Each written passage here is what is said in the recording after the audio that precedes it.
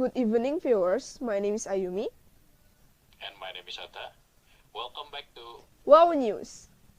this time we're delivering the news of the Russia-Ukraine crisis. Putin accuses the US of trying to goad Russia into starting a conflict in Ukraine. Mr. Putin has massed more than 100,000 troops near the Ukrainian border, in what American officials have warned could be a prelude to an invasion. But Mr. Putin accused the United States of trying to goad his government into launching a conflict to create a pretext for tougher Western sanctions against Russia.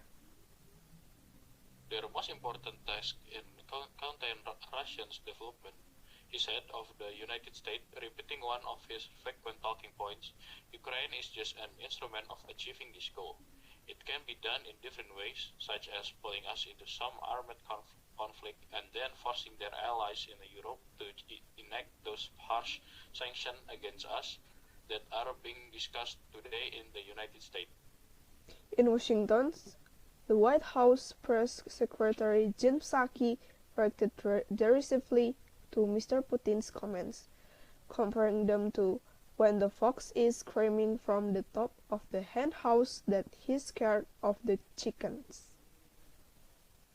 Mr. Putin described the possibility of Ukraine joining NATO as an existential threat to world peace.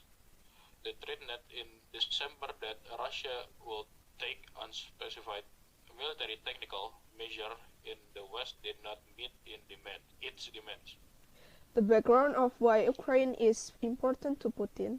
The Kremlin has guessed that Ukrainians are one people with Russians, living in a failing state controlled by Western forces determined to divide and conquer the post-Soviet world.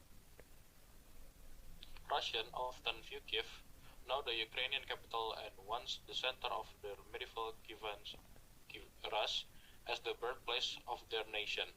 Ukraine's President Volodymyr Zelensky now speaks Ukrainian in the public but first gained fame as a Russian language comedian who performed across the former Soviet Union.